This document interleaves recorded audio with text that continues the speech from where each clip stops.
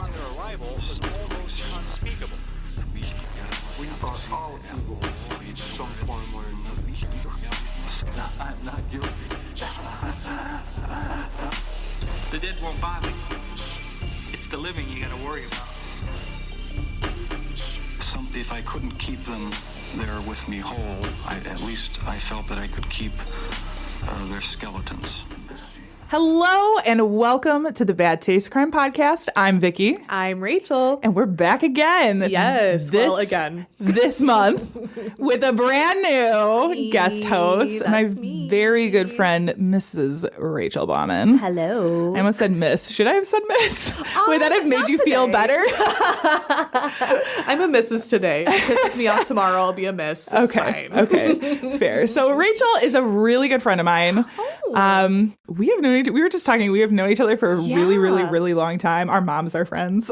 Yeah, our moms, so cute. Our moms have gone on vacation together. Oh my gosh. Our moms are in book club together. They saw the Barbie movie together. They did. Without us. They did. That was shady. They did. I finally watched that, by the way. Oh my God. I loved it. I cry. I've watched it like 4 times now. It was the best. Anyway. Deeply obsessed. We also have a shared interest in true crime. Yes. I would say. Yes. So I'm thrilled to have you on the show for the next couple of episodes. I'm thrilled to be here. So I've been asking the people that have been the people. It's been Tiff. Crew. Tiff did a couple, and then my mom came in and did a couple. Good old Eileen.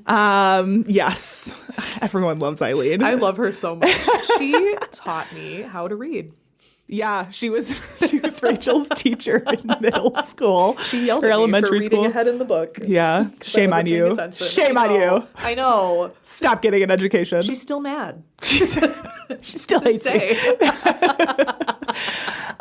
So I have been asking them, what, if you can think back or remember, do you remember the moment that you first got interested in true crime? Like, was there a case that like really kind of sparked things for you? That's or a like good one. Well, we were just talking about school with your mother. I used to go into the library and I would find like, I was really into like history.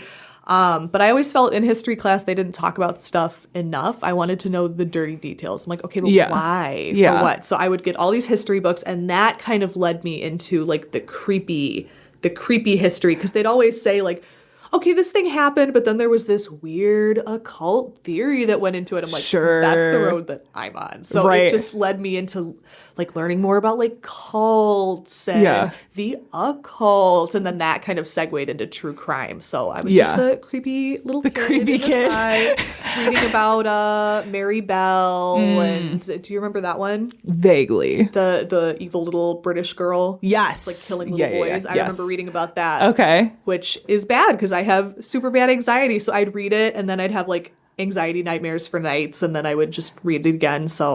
And here we are today.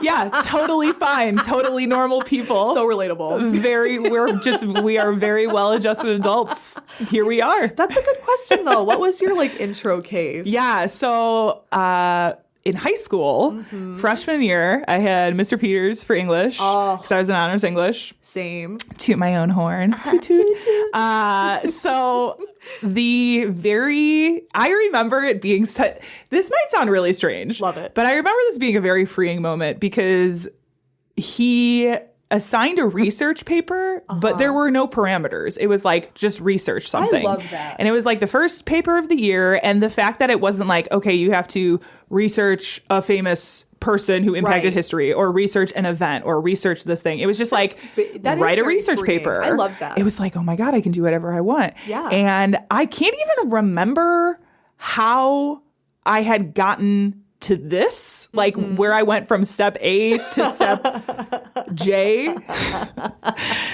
and chose this topic, but I landed on John Wayne Gacy. Oh. And became obsessed with researching the John Wayne Gacy case. So that was kind of like the first like taste. And then after that, it was Jonestown. Like to do that. And actually, I did in high school, I also did a research paper on Andrea Yates. That was like kind of one of my favorites. So that kind of got me more interested in the sort of like religious aspect of some of these crimes, and sort of led me toward the cult route. But yeah, so it was actually Shout out to Mr. Peters. Hey, Mr. Peters. My freshman year high school English teacher who let me research whatever I wanted. It was a G. And now I do this. Now I talk about murder all the time. It's all thanks to you. Yeah. So we have a great show for you this week. Mm-hmm. I'm very excited. But first, let's head over to the newsroom. Yes. Fit to breathe, our food is unfit to eat. We sit watching our TVs while some local newscaster tells us that today we had 15 homicides and 63 violent crimes, as if that's the way it's supposed to be. We know things are bad, worse than bad. So this week, we are talking about, and actually, there's weirdly a lot happening in the world of true crime and criminal weird? justice.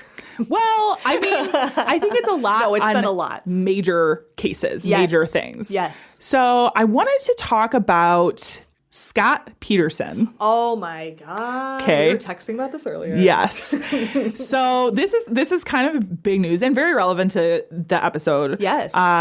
So for those who don't know, Lacey Peterson, who was 27 at the time, she disappeared from the couple's home. Her and Scott were married in Modesto on Christmas Eve in 2002. She was pregnant at the time.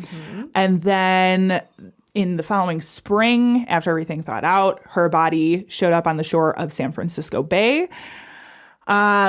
Scott Peterson was arrested and charged with killing his wife, dumping her body, and was convicted in 2004 and was sentenced to death. He eventually had that overturned and was sentenced to life. Yeah, it got appealed. And it had something to do with the jury and the I think they weren't like entirely unanimous. it was like so when you're on a jury for a death sentence, you have to be death sentence qualified. Yeah. And it had something to do with that.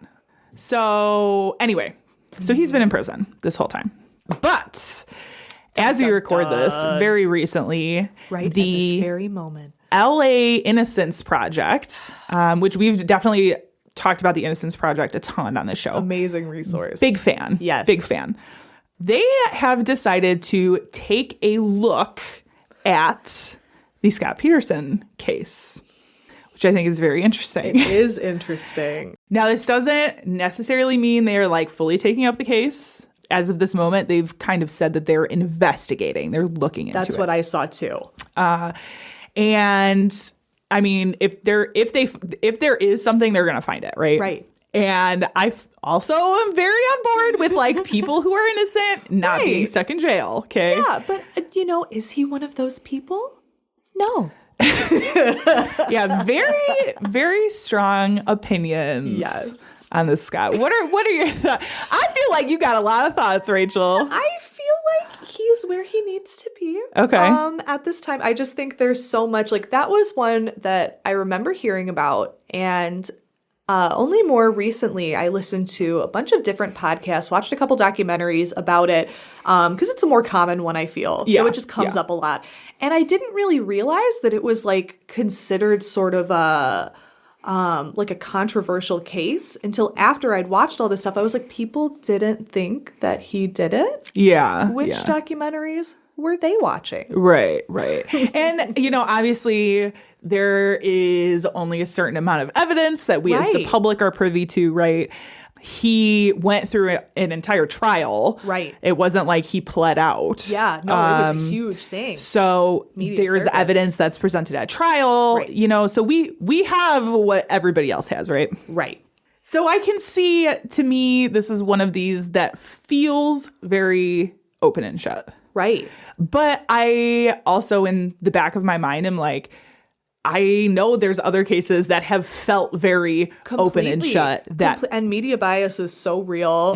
We've all fallen for it at one time or the other. So if the Innocence Project, who has done so much good work and they're so thorough, Yes. if they've found something, I want to know what it is. Right. And I will tell Scott Peterson I'm sorry. But, I think that's not super yet. important. Is the Innocence Project is very thorough, very, if it was very from thorough. another source, I feel like I would have been like, Yeah. oh, ew, whatever. Like, so what? Yeah. And But up to that's this point, compelling to me. this point, they haven't granted it. They're basically saying we're not interviewing, Right. we're not commenting, other than we're looking into it. Which I really respect. Yeah. So it's very, very up in the air, like if they have found anything thus far, if they've just started looking into it.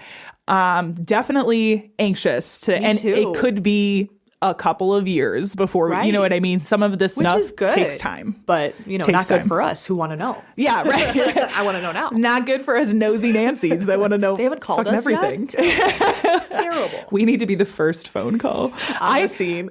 So when I first heard about this, I had gotten a text message from my mom that said, oh, the LA Innocence Project picked up the Drew Peterson case, which is a very different case. Yeah. And I thought... she mixed them up. Yes. And I thought, and I did the same thing actually a little bit ago when I was pulling this case up. I was like, why did I type that in? There's a police officer out of Bolingbrook, Illinois named Drew Peterson who was arrested for killing his wife, I think. I think so. I'm pretty sure it was for killing his wife. And so I'm looking this up and I'm like, why would the LA Innocence Project be representing on this case? Yeah. Because I'm also pretty sure that Illinois has an Innocence Project that's run out of NIU, I think. I think. It's either NIU or ISU. I can't remember which, but I'm pretty sure we have one. Awesome. Run out of Northern Illinois. Great. Because also we have the highest wrongful conviction rate in the country. Dun. Anyway, we do. Yeah. Wow. We actually do. It's I insane. did not know that. It's insane. It's a whole thing. So I know.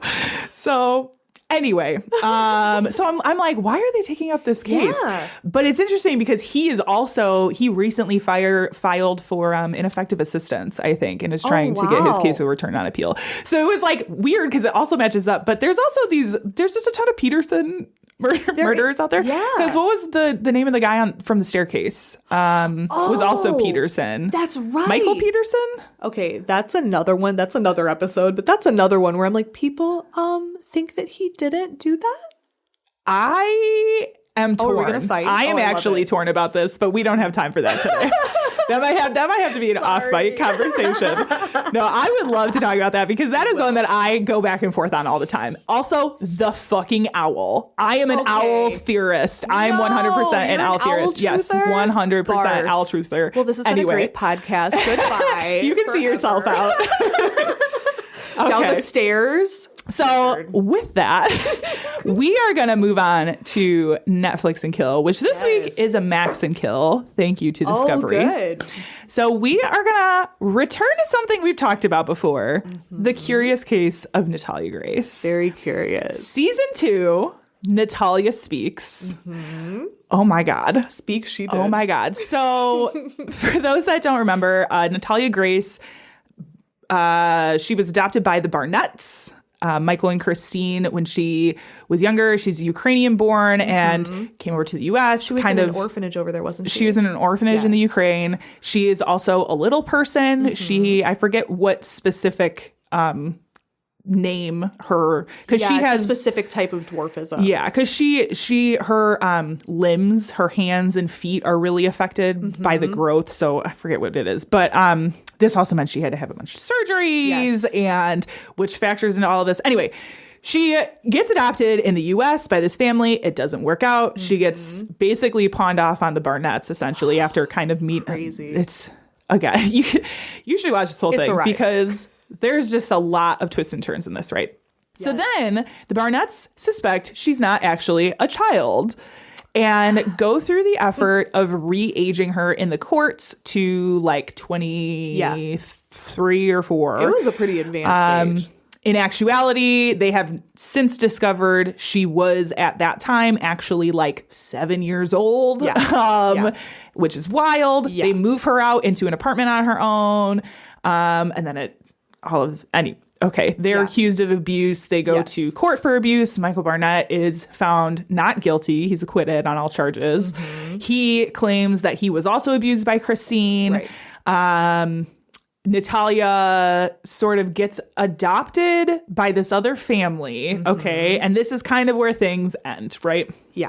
Season 1. Season 2. That is a very I don't even know if you can follow the explanation, but it's a crazy story. It's super crazy. Season 2, Natalia reaches out to Discovery and says, it's time for me to talk. Which good for you, girl. Michael Barnett, who by the way, he's the one who does a ton of interviews and is when Janelle and I talked about this, we sort of felt like he might be on the spectrum. I know his son has Asperger's, I think. And it's very and he's genetic. Incredibly intelligent. he's a He was prodigy. like, he's a prodigy. His mom was like profiting off of books of him, and he was going to school in Canada and shit. that was the whole thing. They moved to Canada like without her. Yeah.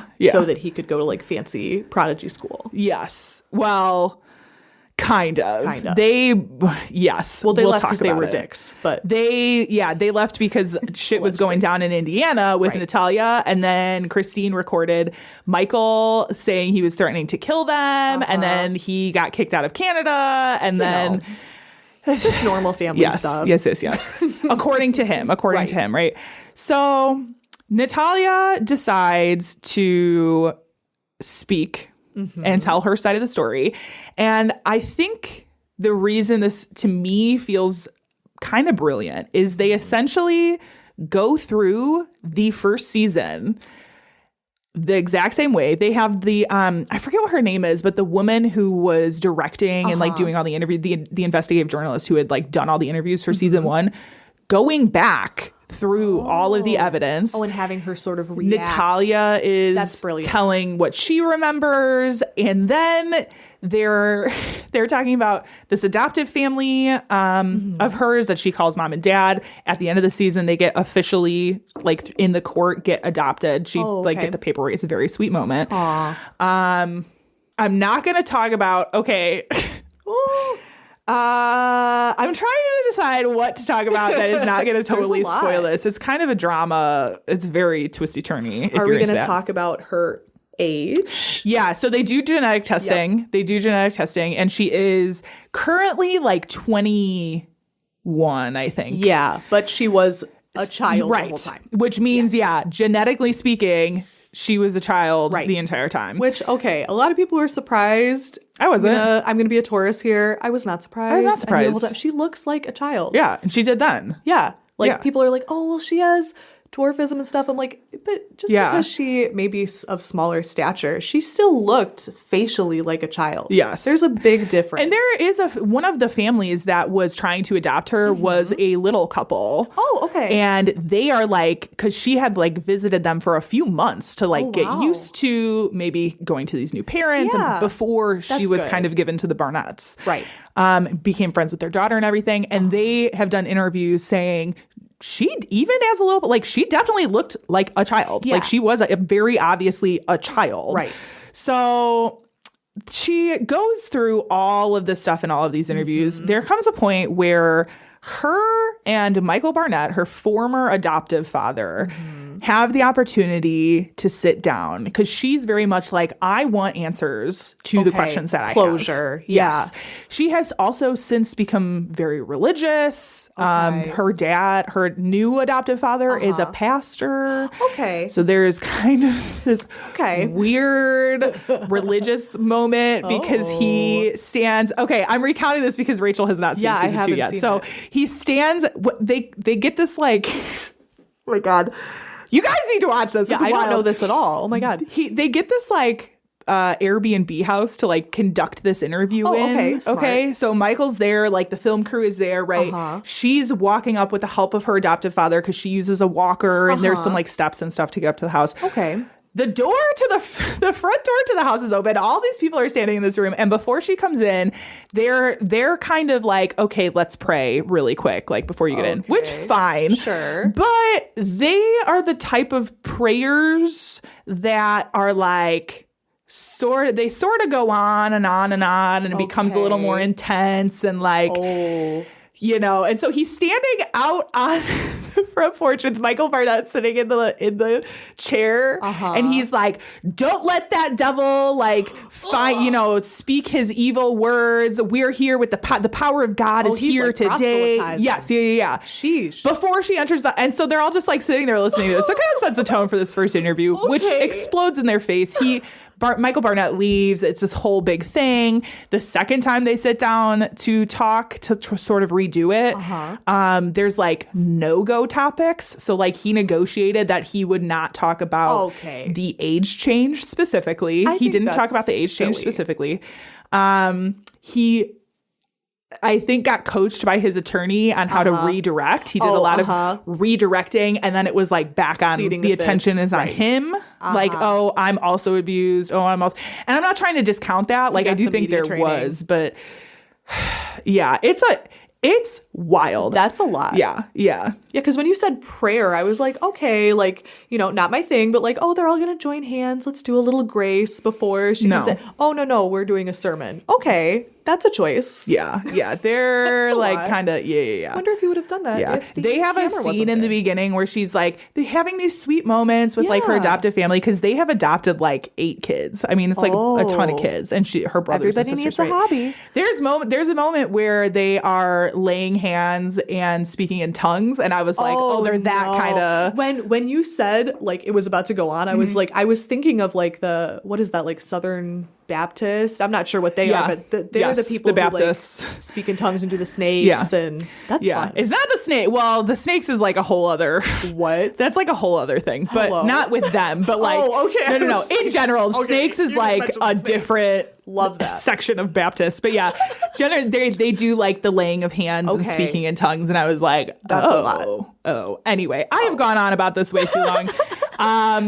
If you're interested, I highly suggest it. There is, as far as I'm aware, going to be a season 3 because if you don't want to hear a spoiler, fast forward like Plug your ears. 20 or 30 seconds. Go get a drink. I'll give you a second. We'll You be can waiting for fast you. forward like 3 seconds. Are you gone?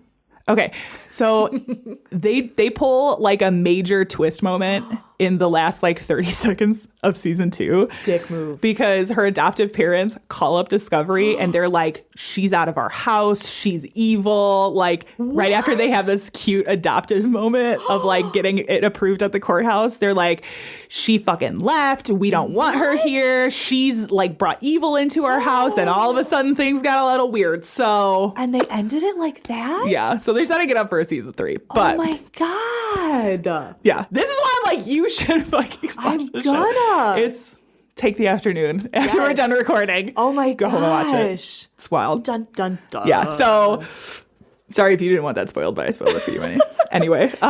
You can come back in now. we're done talking about it. Come back in. So that is The Curious Case of Natalia Grace. Natalia Speaks Season 2. Watch Season 1. Watch Season 1 if you haven't seen it yet, because Season 2 is like, you could probably get away, but like, But like, why not just watch season? Yeah, That's on Max. it's on Max. Yes. Great. Okay. Yes. This is that part of the show where we say content may not be appropriate for all listeners. We are going to be discussing some instances of murder. I definitely have some sexual assault in Yes. mind. I don't go too into it, but Yes. it's there. Yes, unfortunately. Wah, wah. But this week, we are talking wrongful convictions. Yes. This is something that I kind of like to revisit at the beginning of the year because every year, there's always some big things happening in wrongful conviction news. I think I saw somewhere that in total it was like 23 overturn or reversals last year just from the Innocence. really? I mean, there's like the Innocence Project is the big one. Right. And there are other organizations that do similar things. I want to say that's what it was. I forgot to put it down in my notes. That's pretty cool. They're an amazing resource. Yeah. I'm a little mad at them about Scott Peterson, but we'll see. I'm giving them the benefit of the doubt. I know. You got to patience, man. You don't know what's going on. I don't have any. So I wanted to look at one of the last cases of 2023 to be reversed. We're going to talk about Marvin Hayes. Are you familiar with this at all or not so much? Not so much. Okay. I might be later when I remember. But Okay. I'm not sure. And I remember as I was working through this case, I am sort of familiar with this because I think I remember they covered it on, there's a Injustice podcast that I used to listen to that dealt with wrongful convictions. And I'm pretty sure they covered it there while he was like in the process of working with the Innocence Project. Oh, okay. But I kind of remember it and kind of don't. So it was kind of nice to like look at this again. That's good. Yeah, to revisit it. Yes. So Marvin Haynes' long journey through the justice system starts on May 16th, 2004. That's my birthday. Is it really? Yes, not 2004. Oh God, I hope not. You'd be such a baby. Gross.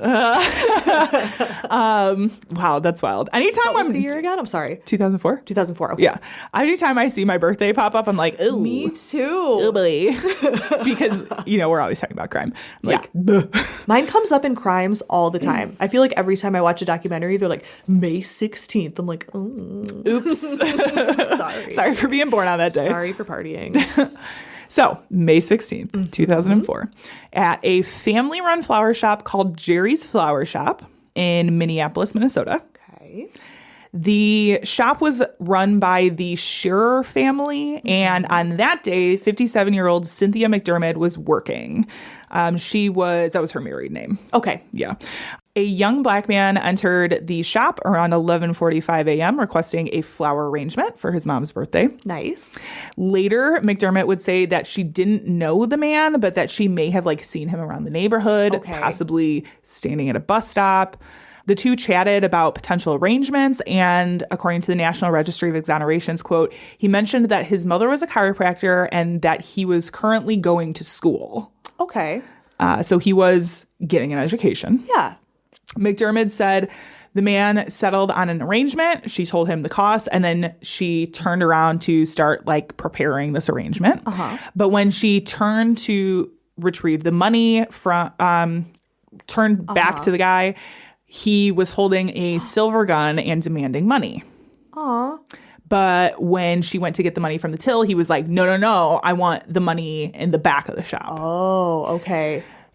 Just at this moment, McDermott's brother, Harry Shearer, entered the shop, which got the attention of the gunman, who turned to face the front door. McDermott takes this opportunity to flee the shop through a side door. And on her way out, she hears 2 gunshots. Oh. And so she leaves, and then she runs to the nearest house to call the police. McDermott would also say that she saw a man running down the alley with his hood up. Okay. Now, this is again from the National Registry of Exonerations. When she called 911, quote, McDermott told the operator that the gunman was a thin black male in his early 20s and about 5 feet 10 inches tall. When police arrived at the scene, she reiterated her initial description, including that the assailant weighed approximately 180 pounds and wore his hair in a short, close-cropped style, end quote. Remember. Right. I was going to say, these are a lot of good details. Yes. And this is right after it happened. Right. Okay. Police come. They arrive immediately. When they get there, right away, they summon dogs to the scene to try to track the gunman. First, the officer, Andrew Stender, arrived with a dog who led him through the alley and then stopped at this parking area that was on the other side of the alley. And then a bloodhound officer showed up, and his dog took the same route. Totally separate. Okay. Investigations inside the flower shop turned up 2 bullets from a revolver, but no casings. Oh. As well as 2 identifiable fingerprints that were later determined to be belonging to a police officer. Okay. Okay. So the following day, May 17th, McDermott was brought in to do a photographic lineup in which she identified one of the people presented as the gunman with a 75 to 80% certainty. Okay. So this is the day after. So a C+. I mean, she also, I remember seeing in some of the articles that she was like, I was also in shock. Right. I was still, that sounds pretty certain, but I was still trying to process what just happened. I'm sure. Oh, I'm sure this was horrible for her. Because this was probably less than 24 hours later, just the next day. I can't even imagine. So the man that she pointed out was a man named Max Bolden, but they were able to verify that he was actually in South Dakota when the shooting happened. Okay. So he for sure did not do it. He for sure was not even in the state. Okay. On May 18th, authorities got an anonymous tip saying that the person they were looking for was nicknamed Little Marvin. Okay. which led police to 16-year-old Marvin Haynes. Okay. Who he was pretty much arrested and questioned right away. They had like, there was like an outstanding warrant for a curfew violation. That they were like, we're going to bring him in on this warrant. And while he's here, we can question him for this crime that we're suspecting him of. Interesting, right? Right. Yeah. Like very it's a sneaky. curfew violation. Right. And he's getting whatever. Right. Like, calm down. Whatever. So he gets brought in, starts getting questioned. From the get-go, Haynes pretty much denies any involvement in the shooting. At the same time as he's like at the police station getting interviewed, a DARE officer, which if people don't, does everybody remember DARE? We had DARE officers at our school. It's like drug addiction something.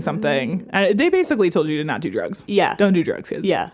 It totally worked. It was a very ineffective program. Yeah. I think the stats on it are really funny. It's really if bad. If you're a 90s kid It's and you want to really look it bad. up, That's a whole rabbit hole, yeah. So this DARE officer in St. Louis Park Junior High School was approached by a student who claimed that he had information relating to the crime. So the student's name was Ravi Seeley, and he went into the police station on May 19th.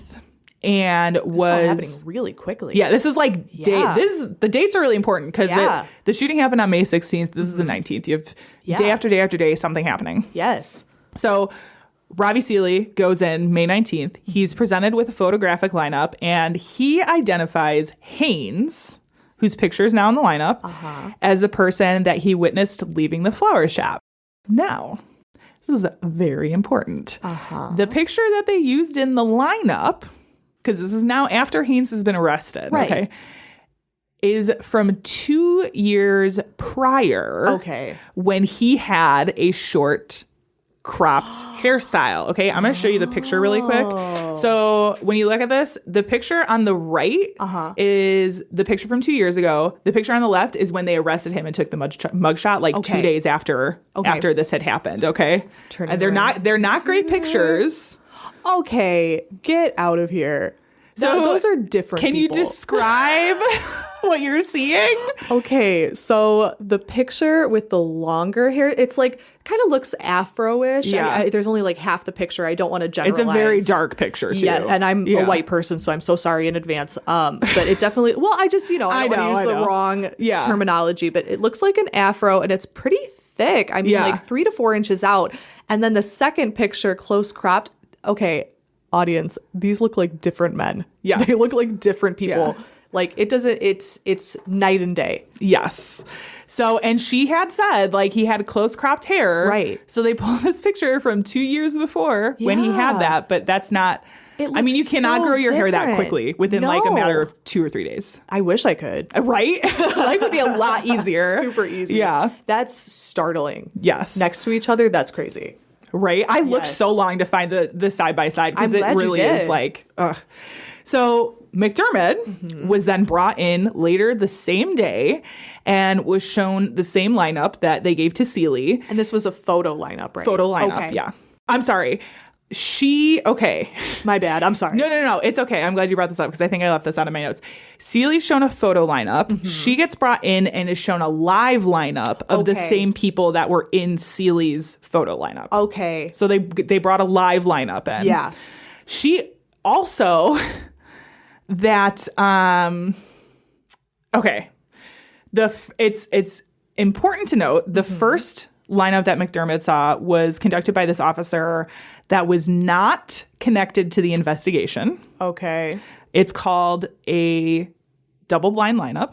If anyone's familiar with like medical testing, they do double-blind studies. It essentially means the person administering it does not know, So they is not can't connected accidentally and say does not something. know. Yeah. Okay. That's good. So that there is no influence, right? Yeah. The second 2 lineups that McDermott did, because she did a photo and a live, Okay. were done by officers directly involved in the investigation, which is like a very big Right. ethical no-no in Yeah. most police departments. That becomes relevant in my case as well. So, yep. Yes. Allowed to do that. Yeah. There is also, and I think I talk about this later, but there is this phenomenon when you're shown the same picture multiple times too, to like lean towards that Yes. because it keeps appearing. Right. You know? Yeah. Humans recognize patterns. We do it Yes, subconsciously. Totally. So again, from the registry, quote, on May 20th, Seeley and McDermott were subsequently shown a live lineup. The lineup was also conducted by Matson and Keefe, the two investigators that were working on the case. Okay. Haynes was therefore shown to both witnesses a second time. Both witnesses eventually identified Haynes, but both also expressed doubts during the procedure. Okay. Haynes was subsequently arrested for first-degree murder and second-degree assault. Wow. Okay. And With again, me this so is far. just so fast. I know. I will also say there's a lot to this case that I kind of just left out for time. No, totally. These are the big points. Yes.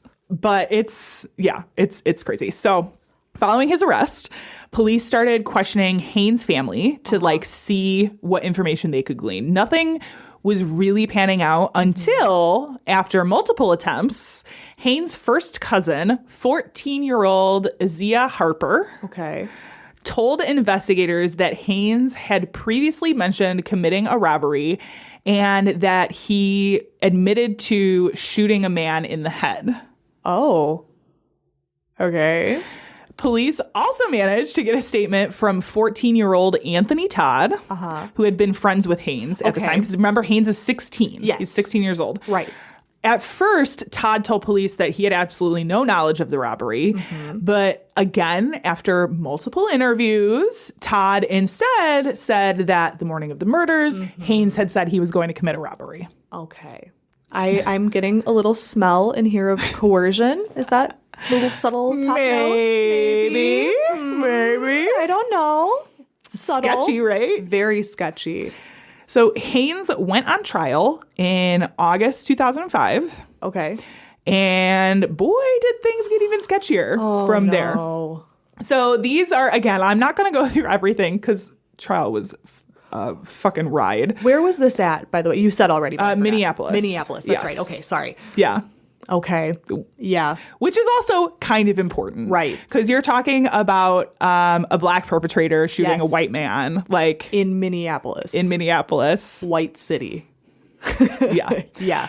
That's what I figured. So these are some of the things of note that happened at trial or were testified to at trial. Okay. One of the officers that testified about the fingerprints, they talked about the fingerprints found at the scene. He said the two belonged to the police officers. They did find 5 other fingerprints, but Haynes was excluded Oh. from any of them belonging to Right. him. Okay. None of them belonged to Haynes. Cool. Okay.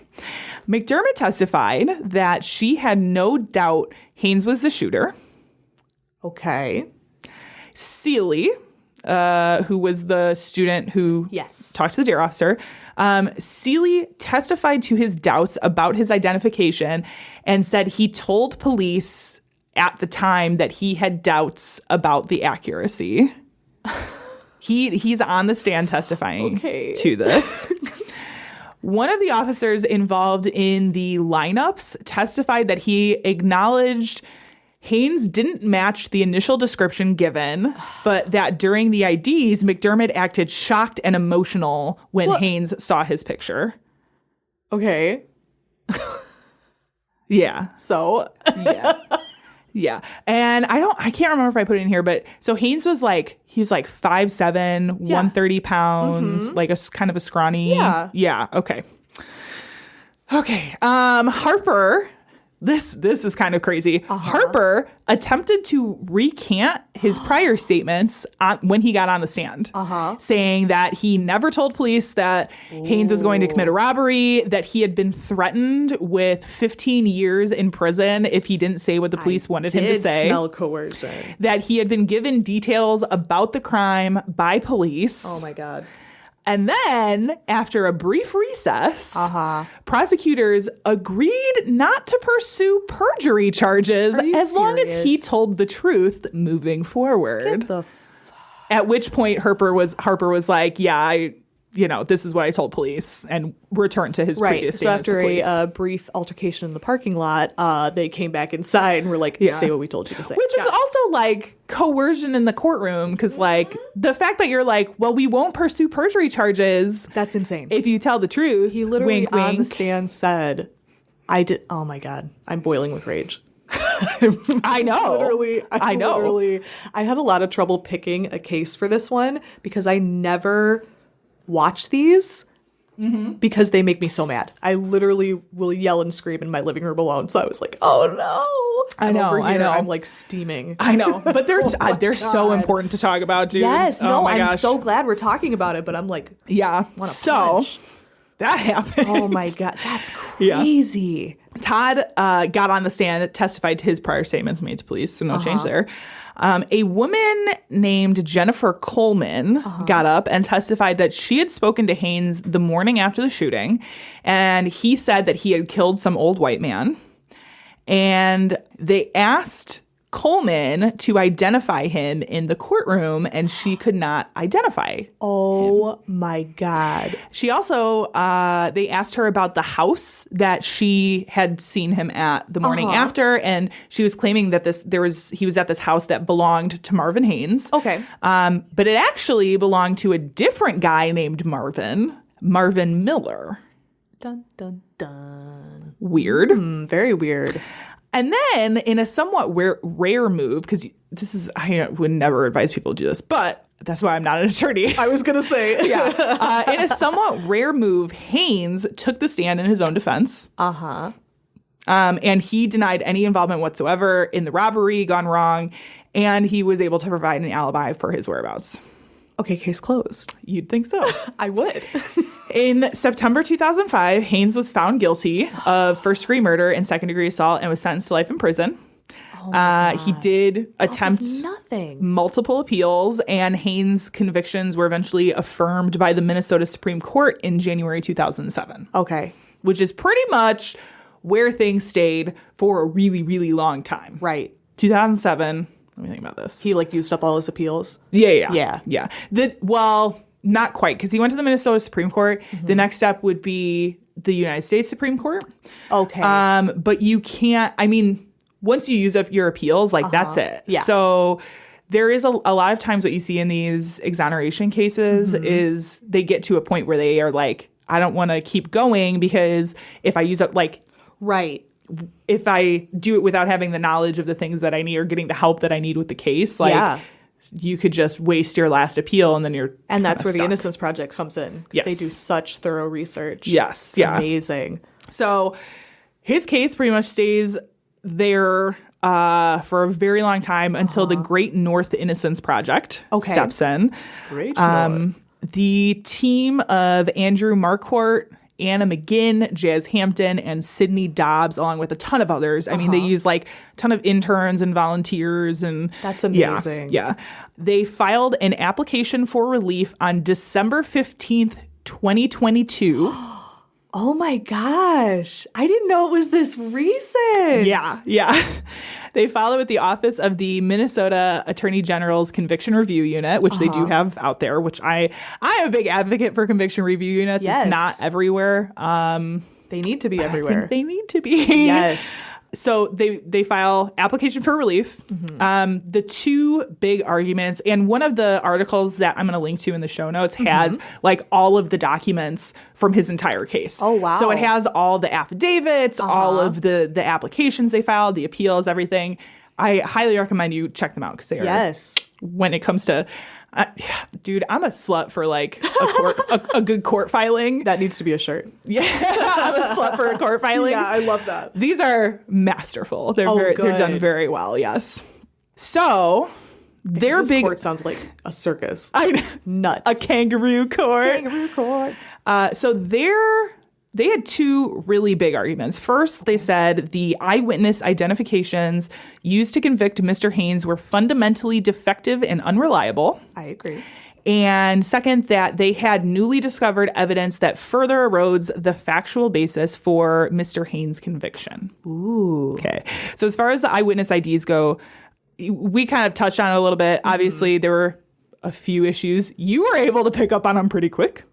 So sniffed it. We talked about the lack of double blind, which is very important. Yes. Multiple viewings of Haynes in the lineups. If his image is shown 2, 3, 4 times, it can be suggestive.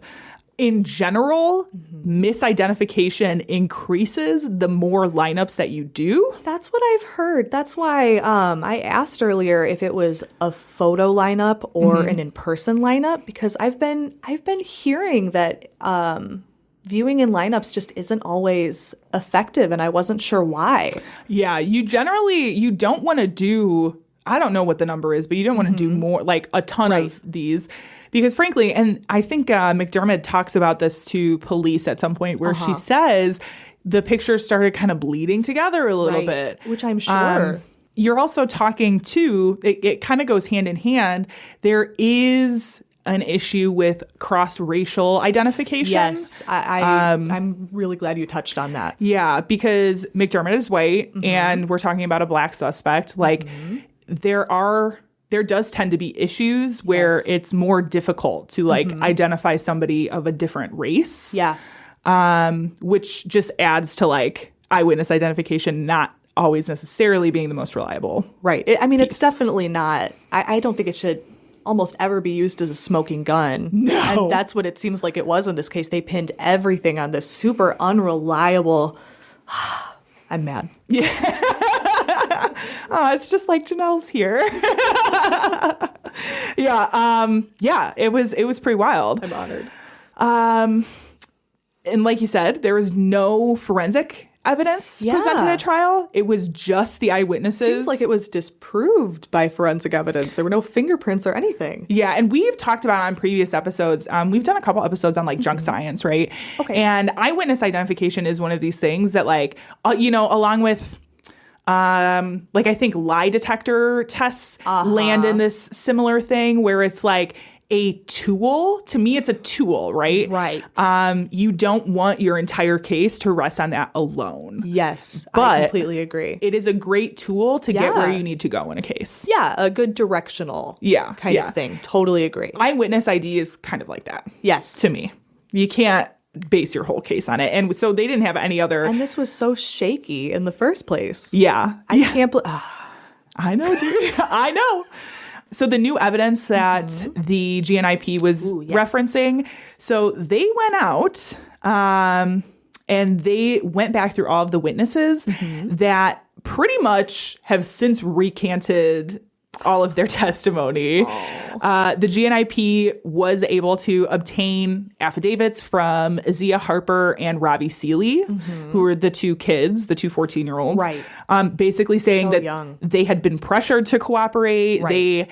Which I'm sure is putting it lightly. Yes. I'm sure. Yeah. They'd been pressured to cooperate. They'd been telling police what they wanted to hear. There was also a witness that hadn't testified at trial. Her name was Ashley Toden. Who also said that she had been pressured by police to give false statements, but she didn't end up testifying at trial. Oh my gosh. In addition, GNIP attorneys produced affidavits from 4 of Haynes' sisters that provided for his whereabouts on the night before and the morning of the shooting. Which basically said, you guessed it, that he was not at the flower shop, but was actually at home. Yeah. When all of this was happening.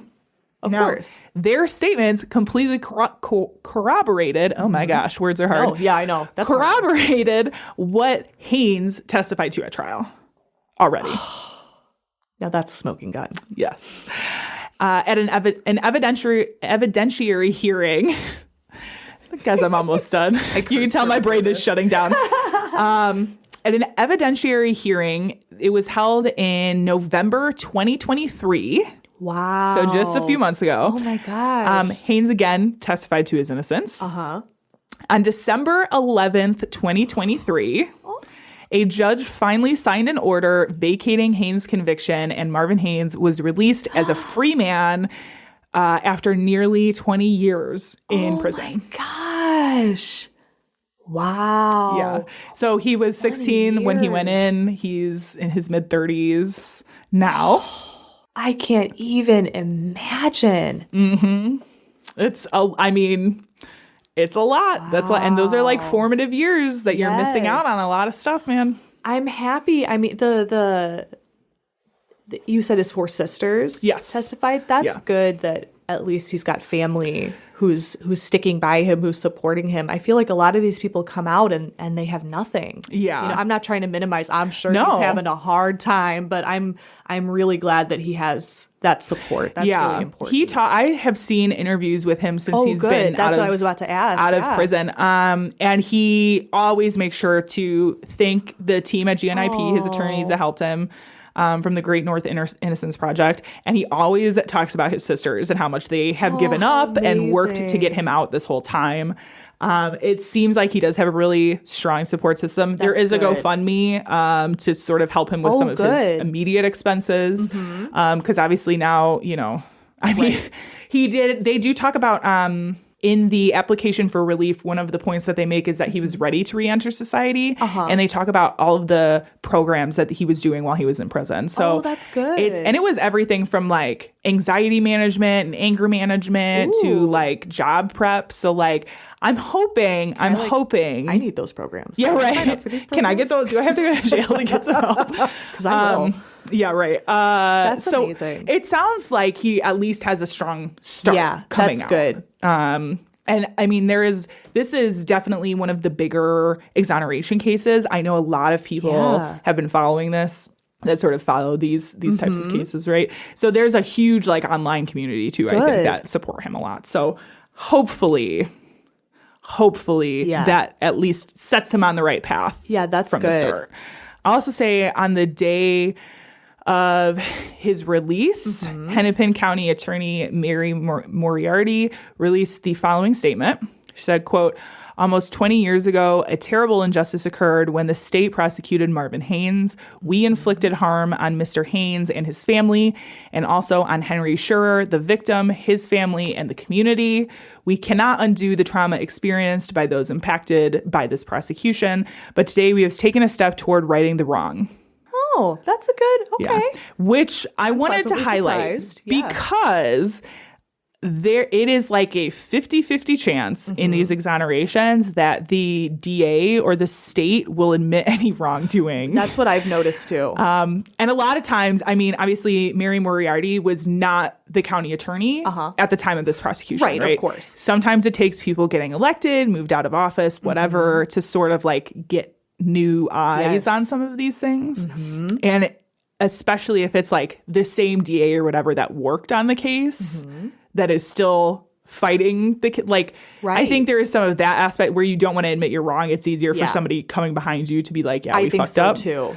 Fresh eyes and new perspective. Yeah, but I just feel like it's very rare for the state to admit any wrongdoing. Yeah, or police to admit wrongdoing. I'll give them a crumb of props. Yeah, that was a good apology. Yeah. It shouldn't happen in the first place, but like that's not her fault too. Right. She's trying to do anyway. Right. It is also worth noting that during this whole process, McDermott did pass away. Okay. She was like 57 when this happened. So, we're talking 20 years later. Right. They her family continues to maintain that her identification was the correct identification. So they still hold. That's sad. I'm sure, and again, I'm not trying to be like, because really, we know who the real victim is in this case, is this poor man who did nothing wrong and had to sign away his life for something he did not do. But I feel very sorry. And Harry Schurer, who didn't truly get any justice for the person who shot him, right? Exactly. But I feel for the family because they're clinging on to what they have. You know, I'm sure in some way it did give them maybe a little bit of peace, a little bit of closure that the person who did this was put away. And I think maybe it's easier to cling to that than to focus on this wrongful conviction. Yeah. So I'm not exonerating them. They need to calm down. But at the same time, I do understand. Yeah. It's hard to say what you would do or think put in the same situation. Right. Because you want to trust police. Yeah. I don't, but I'm sure I some people don't. do. I know. I'm like, I don't. It's funny when people talk about this. I'm like, those are the last people that I feel like I want to Right. call. Not me. But whatever. I do not get how to go off on a tangent. Like women get all hot and bothered about the man in uniform thing. No, Not me. I'm like, bye. Not I'm out of here. me. I don't want. I don't want it. Any part Maybe of it. like None a of it. post office uniform. They get No. really good benefits. Well, yeah, that's true. UPS. UPS gets Is that bomb the ass good benefits. place where that's like her like ultimate thing is like a sexy mailman? I get that. She was real for that. It's true. It's Go true. well in her shelf Anyway, strap. Anyway. So Marvin Haynes is out now. He has been out as we record this for just a little over a month. Spend you know, the holidays with this family, I hope. yes, yeah. Holidays and Oh, New that's Year starting wonderful. 2024. Free man, which is awesome. New year, new me. I wish him all the best. He Me probably will never listen to this, too. Yeah, but probably not. I wish him all the best and the absolute success. But I will also say, if you want to find out more about stuff like this, you can check out the Great Northern Innocence Project's website. I'm going to put it in the show notes. Oh, good. Somewhere. Definitely check it out. That's awesome. And I do hope that one day the real perpetrator, Yeah. whoever he may be, this evil flower buyer, gets his justice and the family and the victim get the closure that they deserve. But Yes. I am so glad that he's out. Right? Oh, Yeah. that is such a relief. Yeah. These are the only ones of these that I can listen to are the ones where it has a happy ending. I tried to give you. That's all. Try to give that's you a happy all I ending, girl. know. I'm sensitive.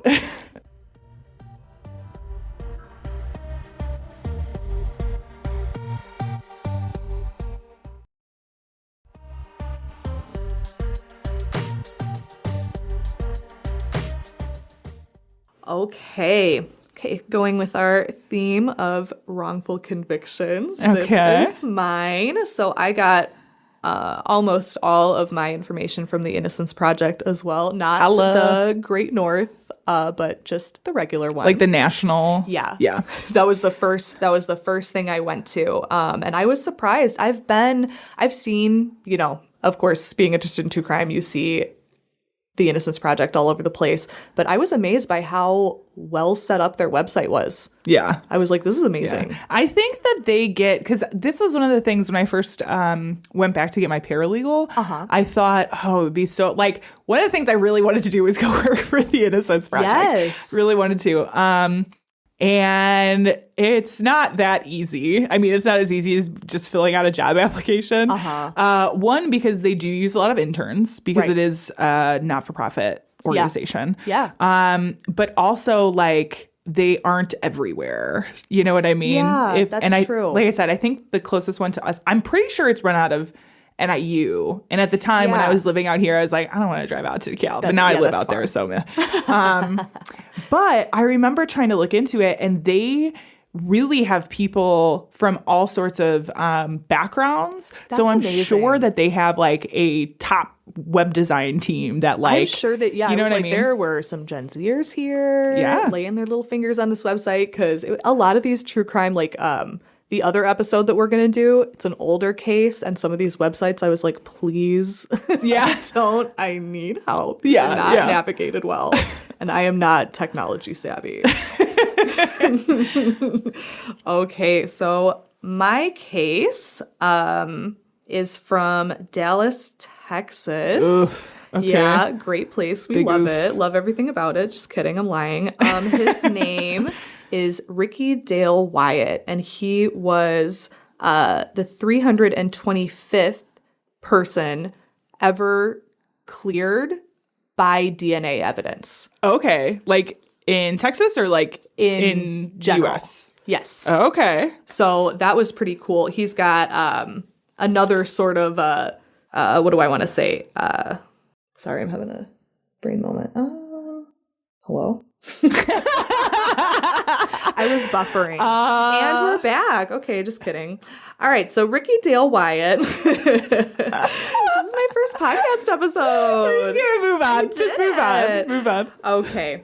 So this is in Dallas, Texas. This is in 1980. Okay. So in Dallas, there were several. Now, this is where the sexual assault portion of my story comes in. I'm just going to touch on it briefly. I'm not going into any details. Okay. But on the streets of Dallas, Texas in 1980, November 1st, December 19th, and then January 6th, 1981, so pretty close together, there were 3 separate women who were pretty much pulled off of the street and sexually assaulted. Okay. 3 separate women. They didn't know each other. It all happened fairly close together, like within a couple of blocks, I think. So there was this serial rapist going around. So the general description of the attacker, okay, these are important notes, was that he was at least 5'9", if not taller.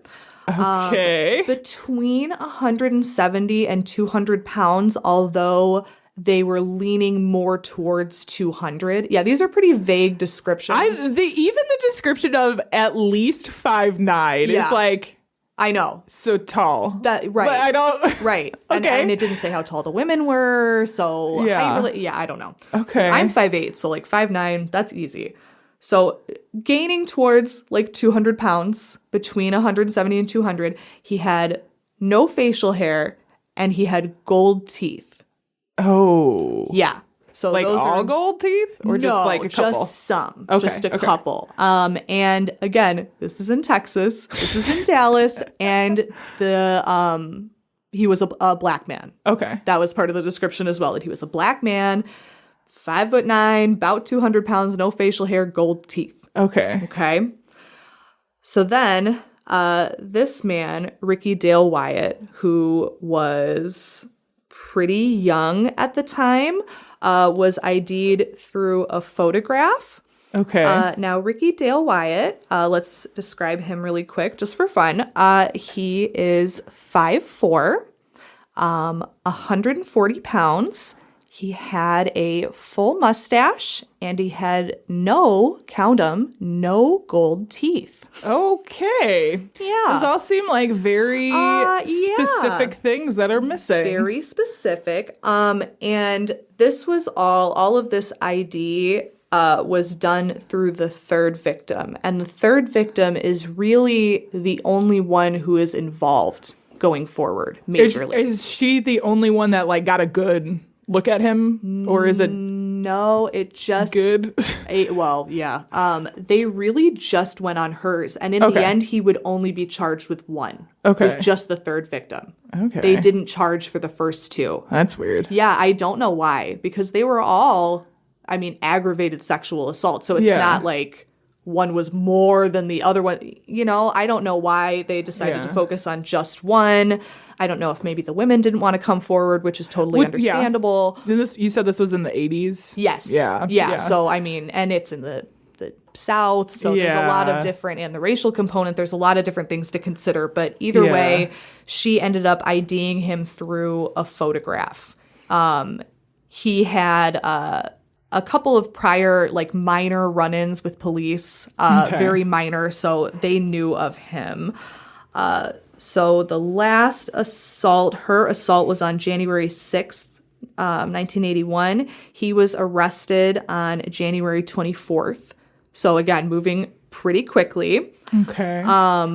So they did an in-person lineup after she ID'd him through the photograph. And I'm really glad you mentioned earlier the double blinds. They didn't even do a single blind, no blind. 20/20 vision. Everyone was involved. I don't know if maybe that just the 80s. The 80s. Yeah. They did not give a shit back then. They did not. Yeah, and that's going to become pretty apparent. Oh my gosh. I love when there's crossover like this because that's I think it doesn't seem like something. I think there's a lack of understanding of how important that is in police lineups. Makes sense in research, right? I think that is, when you're talking double blind, I think that is like what most people think about is like medical research. But like, it is pretty important. It's pretty important in your lineups, dude. Pretty important. Yeah.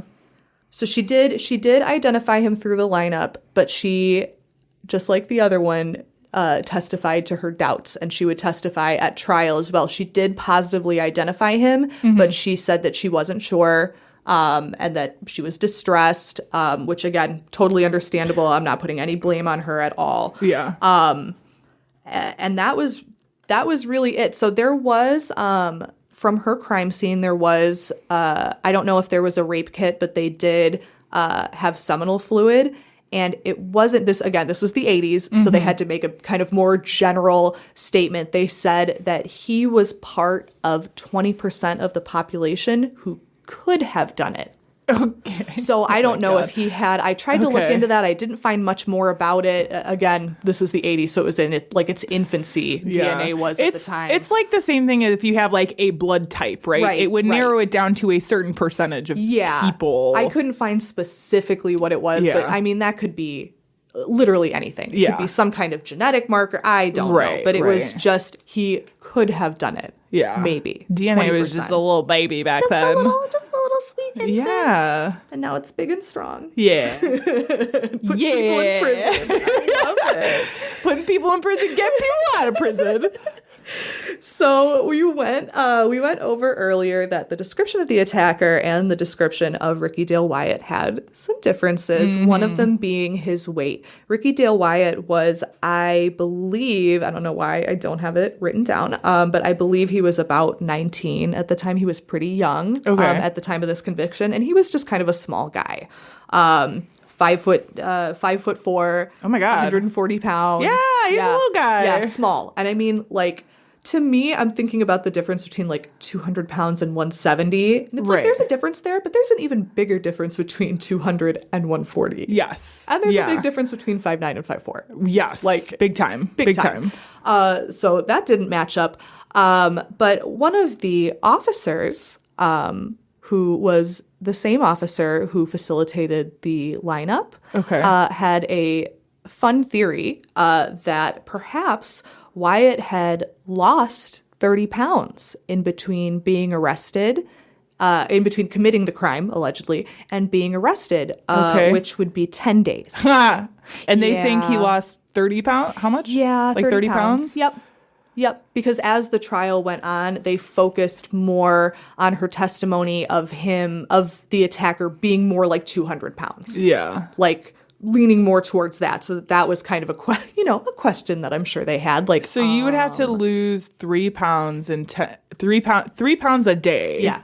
That's a lot. Yeah, I looked it up. It's impossible. Yeah. And especially when you're that size, like to lose weight that rapidly. Right. Wow. Yeah, even with like extreme drug use, like it's really not possible. He would have a ton of other physical side effects in order to lose. Did you say that this is like one of the theories they posited at trial or just in general? So, sorry if I'm jumping ahead. No, I'm a little all over the place. Can't read my own notes.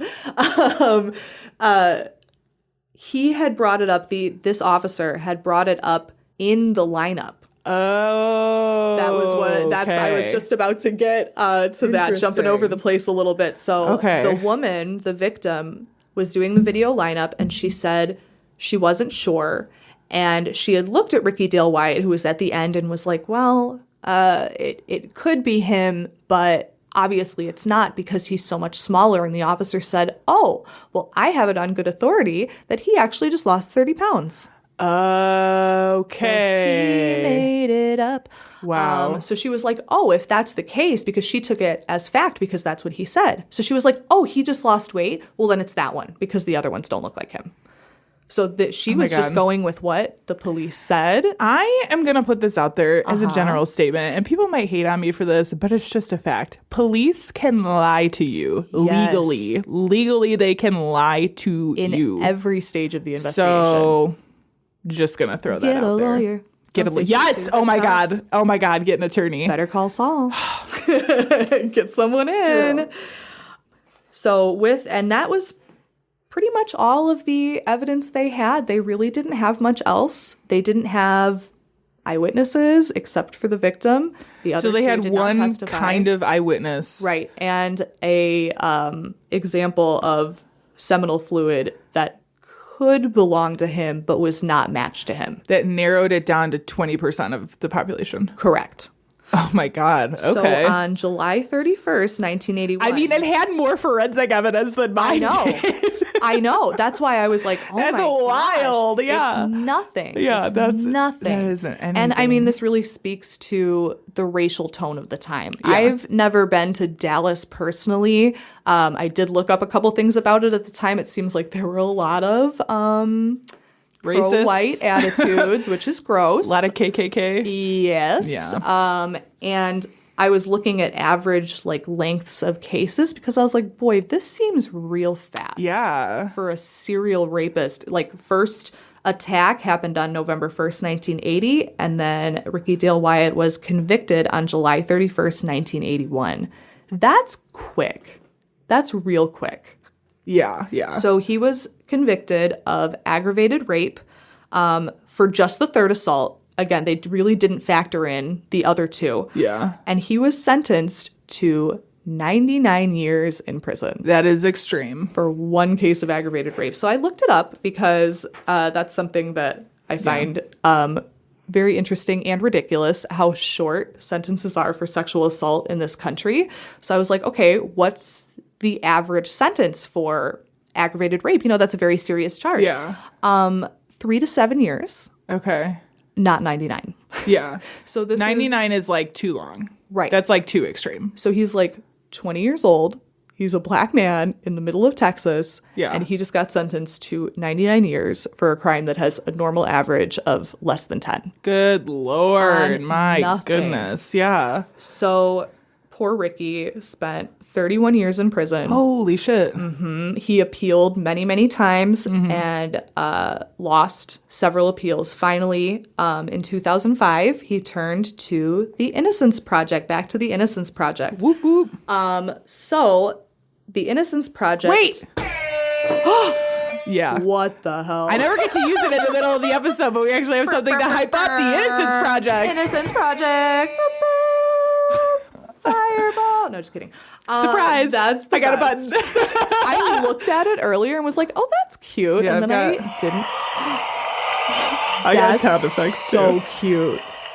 Yeah. I love that. One time when I worked at Menards, I got one of they were selling those for Halloween, the little like sound effect buttons. Yeah. And I taped it underneath the desk and like hid it for like a couple days and would just like push the buttons and like scare my managers. And it was great.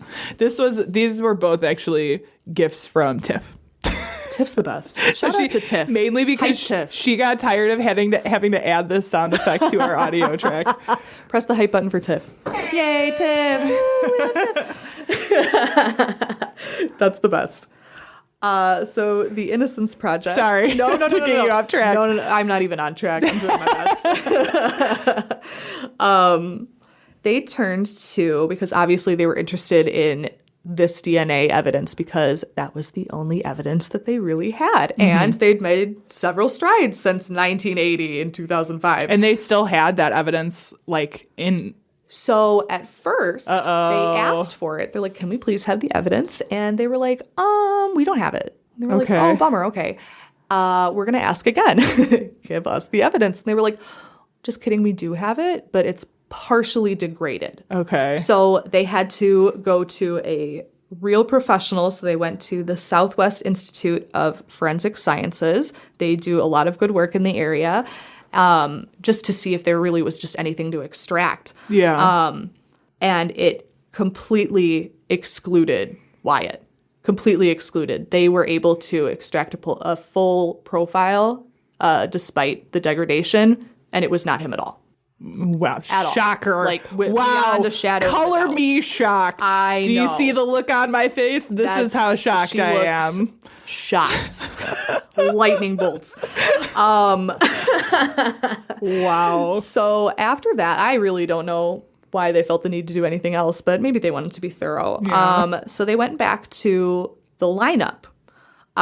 They found out definitively because the cop, obviously, they knew the cop had lied in court, saying, I know for a fact that he decided to gain or lose 30 the pounds. weight, yeah. That he had made that up, but they found out that not only had that police officer facilitated the lineup, which is illegal, but that he had told her that at the lineup, not just in court. Oh, my so God. as she's looking at the guy, he was telling her, oh, he's got this weight loss regimen. Wow.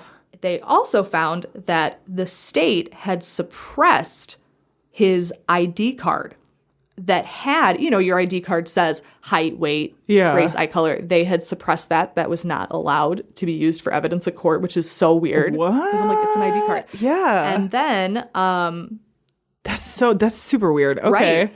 And he had a recent hospitalization that was from like a week before his arrest that showed his height and weight, and that Okay. he could not possibly have lost 30 pounds in a week. He Yeah. had no crazy medical conditions. The hospital had not noted it. So that was a really good, like, no one wants to go to the hospital, but I'm sure he was really glad that he had gone to the Yeah. hospital and gotten that recent stamp. Like, Right. this is how much I weigh. I am not 200 pounds, That's girl. wild. And then his attorney had never checked his medical records at all. They found out that he His had never, attorney? Yes. Okay. His attorney had never, the other side obviously didn't do anything, but his Right. own attorney had not checked any medical records for him. Okay. They had not done any kind of psychological evaluation, and the attorney had consulted no experts. Okay. Which is very unusual. I feel like normally an attorney will, try to get a psychological profile. I mean, even in the 80s, they're going to try to say he did this Well, for a reason. effective ones will. Right. Yeah. And this guy did not do that. He was Yeah. just like, oh, yeah, I'm sure it's fine.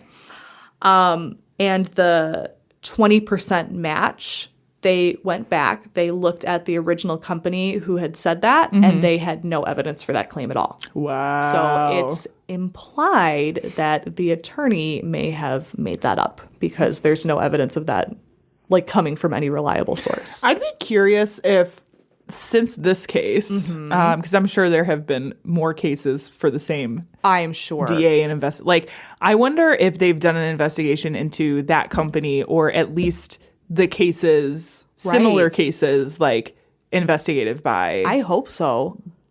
that DA. Because, what? What Yeah. are you doing, Yeah. dude? 'Cause if you got the balls enough to just straight up, Right, just make stuff up. make up evidence, And this is not the first time I've heard of something like this in a case Yeah. either, where There's- it's just like, where did you get that information from? normally if it happens one time, it has Yeah. happened more than once. Right. Yeah. Yeah, I don't know. I'm sure he's, off living in a mansion somewhere. Oh, probably. But, that On a ranch. makes me mad. Yeah, ranch. Little Texas ranch. Yeah. With a 10-gallon hat. If you're out there, we hate you. Wood everywhere. Inside the house. I imagine wood imagine what's her face Oh, from yeah. Dixon. Her what? house. The horse lady Ew. from Dixon. Remind me after we're done recording. I'll show you pictures of her house. I forget what her I name don't is, want though. to because I'm scared of horses. Yeah. I don't want to look at that. Yeah. It's gross. Canceled. Yeah. So he had reached out to the Innocence Project, in 2005, and by May 9th, 2012, the conviction was vacated. Nice. And the charges were dismissed. Awesome. That's something that I had to look up, and I'm glad I'm doing this podcast with you, of all people, because I was like, these are a lot of legal terms that I don't really understand. Yeah. Like the difference between vacated. There were a couple of articles that I looked at that were just like regular news articles that came out like, oh, this man was exonerated in Dallas, that came out like right as it happened. And a lot of the ones right as it happened were like, so the court didn't say that he didn't do it necessarily. Yeah. But that there was enough evidence to let him go. So they were very careful about a lot of the wording there. And I found that really interesting. Yeah. So there's a big difference between something being vacated, something being overturned, which typically means that the conviction has been overturned and it gets remanded back to the lower courts. It also gives like the state the option to decide if they're going to prosecute or not. Right. Which is not necessarily the most ideal outcome, because while you might be like out of prison, like there's still kind of this looming won't Yes. they prosecute for a while? Right. And For that's while. a lot of the articles were very sort of like careful to put like, okay, he's out, but maybe not forever. But luckily, Yeah. by December of 2014, the same Dallas court found him officially innocent. He was completely exonerated. They cannot charge him again. Mm-hmm. There are some states now, I don't know if it's a national thing or if it's a state, I think it's a state by state thing that will provide certificates of exoneration because Okay. part of the issue that you run into as somebody who's like spent all this time in prison is Right. like you have a record and that does Right. not necessarily get vacated right away. Which is crazy. If you don't do all this extra So it's work. like, I didn't do it, but Yeah. it's So still when you- showing up when I try to apply for jobs. Exactly. When they do like a background check, it's still going to show like Right. felony, spent time in prison, blah, blah, blah. Even though you've been found, you have to be found actually innocent I think in that's order for any of that insane. to be, That it's drives me crazy. Very complicated. Legal stuff in America. This is why this show is part of the reason why I changed my career path because the legal Which is stuff is like, good. oh my gosh, I could just like sink my teeth into that. Man. See, and I'm too dumb. No, that is Google for not like true. 1,000 years. Absolutely Like, not true. confused. It is true. She's No. lying. She's lying to you guys. Nah. I found the other thing I was looking for. So he had, I said earlier, he was the 325th person ever cleared like by DNA evidence. Okay.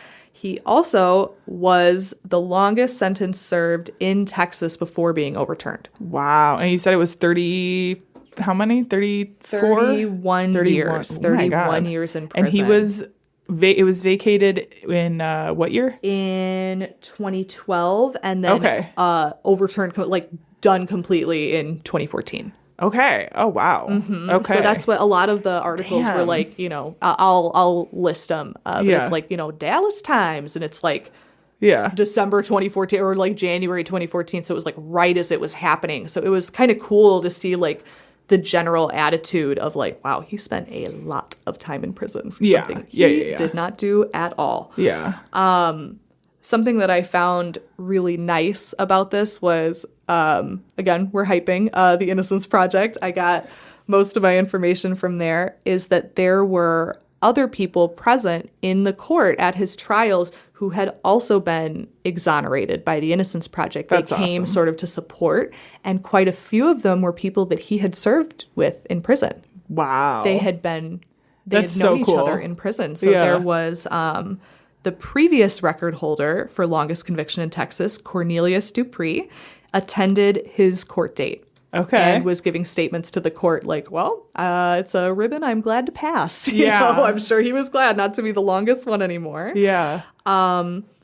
We were talking earlier about, the difference between vacated and exonerated. Mm-hmm. You can have trouble applying to jobs. Luckily for Ricky, he doesn't have to worry about that because he was awarded $2,480. Good. And he gets $15,075 monthly. So, do you know if this was an immediate result of his conviction being overturned, or did he have to sue? It was, so he was going to sue. He was, when I was reading the articles that were released like right around like 2014, it was saying like he was gearing up to sue.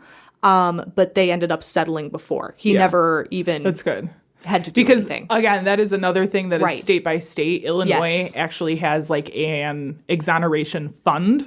Oh, really? For when people have their sentences overturned, you are I'm like that's nice. 85% sure that it was this way the last time I looked, that you are entitled to X amount of money. That's But good. that is not guaranteed in every state. It's like court insurance. Yeah. There is no guarantee. It's very state dependent. There's a lot of states that do not provide for that. I think that's awful. But again, it's like if you do that, you're admitting that, Right. your state might have an issue with like Right. putting people in jail. And this was one I loved in your case, how the woman came out and made that really good apology. There are no such apologies in Fucking this case. Texas. Yep. Everything was like, well, We still aren't think he sure. did? Yeah. Yeah. And I will say that also, like your other case, the woman, the third victim, was very upset that it was overturned. She still sticks to her story. Definitely, I wish her all the best. I'm sure this is a very traumatic time for her. I'm sure that's traumatic. Again, just like I said before, there's a certain closure to, I'm sure it made her feel safe that he was locked away. And now that he's out and there's all this media attention, I'm sure people are bugging her. I hope that she gets the closure that she needs. But to me, I just feel like this is not, there's just no doubt in this case. He did not do it. Yeah. He was exonerated by the DNA. Good. They lied in the lineup. Jesus. Like, girl, like that's what really drew me to this one was the amount of corruption, the internal corruption, not only the policeman lying, just making up some crazy, oh, he lost 30 pounds, which like, unless you're chopping off limbs, like, no, he didn't. Yeah. To the defense attorney not doing anything, not hiring any experts, not asking anyone anything, not doing a psychological profile, and then making up DNA stuff. Yeah. I just think that's insane. Luckily, Ricky has a lot of support from his family as well. Good. He did have a daughter who was 3 at the time that he was locked away. She was there at his trial to support him along with his new granddaughter who he had not met. Oh my God, that's so he got sweet. to meet her. Oh, it was so, I was sniffling reading all the articles. So we wish Ricky all the best. Yeah. And everyone who worked on his case, I hate you. Nice. What an ending. Oh my gosh. Well, on that note, if you want something to listen to while you go on the rabbit hole of like looking at Innocence Project shit, yes, why don't you check out this podcast? Yeah. Murder Road Trip is a true crime podcast where I, your host Haley, discuss murder cases in my car, aka the Mobile Beats Lab. Join me and my partner in crime, H.H. Gnomes, on the road. There will be games, mixtapes, and snacks as I make the research journey to murder scenes around the world. Make sure to check your back seat, and I'll see you at the next rest stop.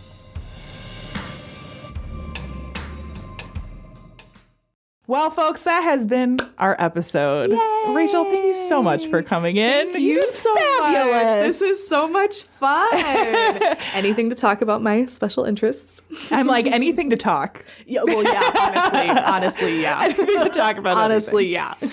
We do not have any like events or anything coming up, but if we do, keep an eye on our social media and we will let you know. Do you have anything? I mean, do you have anything to close the show? Do you want to say anything before we finish? It's just been so much fun. I always want to give a shout out to the Innocence Project every time I'm looking into anything and I get to see them. They're just such a well-run organization. Truly. They're amazing. So if you ever have any interest in this sort of thing, definitely check out their website. Yes. And on that note, our sound and editing is by Tiff Fullman. Our music is by Jason Zakshevsky, the Enigma. Woo! This has been the Bad Taste Crime Podcast. We will see you in 2 weeks. Yes. Goodbye. Bye. Strangler has murdered 10 young women and left their bodies on the hillsides along the highway.